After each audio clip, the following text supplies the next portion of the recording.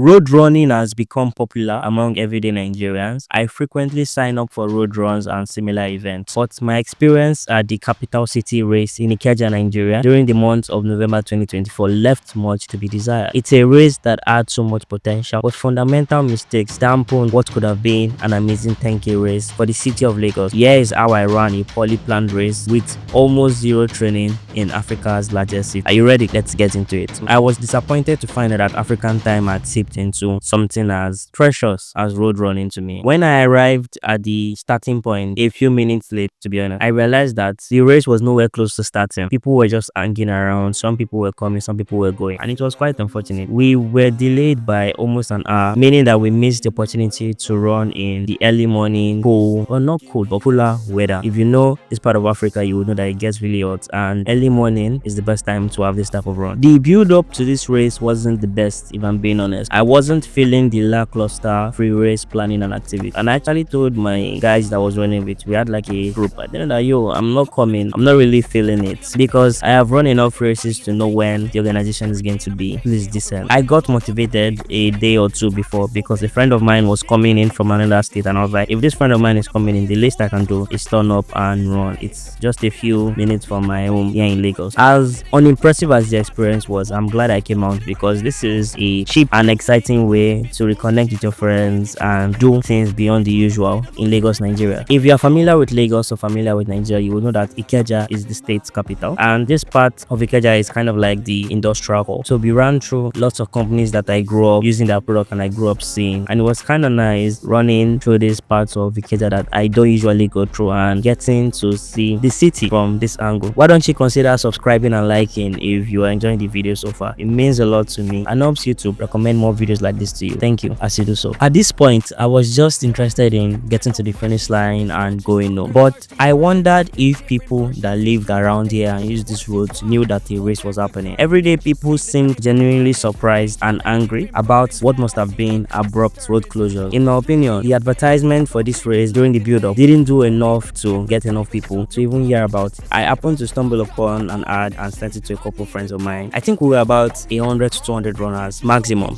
While we ran through the city, Nigerians watched us while they went through their Saturday morning activities. It was interesting to see people had their day planned and then realizing that their roads were closed without nobody telling them. I felt a bit bad, but it is what it is. The race was on generally flat land, but there were some human-made elevation platforms in the form of bridges and flyovers that we had to run over, and that added that extra oomph to the race. The Access Bank Lagos City Marathon is perhaps the most popular and revered road race in Nigeria. This race was an official beginning of my planning for the Access Bank race. I didn't plan to run the full 42 kilometers, but I wanted to have a decent time I could be proud of in the 10K. And this race was about 3 months fun. As I went through the race and I struggled, even people that hadn't run before were passing me. I saw literal kids, I saw different kind of people passing me. I knew that I was in no condition to be running. I needed to go back to the lab and get things done. It seemed like the police and LASTMA couldn't hold back the motorists, because after a while I started seeing vehicles passing us on roads that were supposed to be closed. This was like 55 minutes to an hour into the race, and I just felt like this could have been avoided if we had started the race on time. It's a 10K. If you start the race on time, the roads will be closed on time and reopen on time, but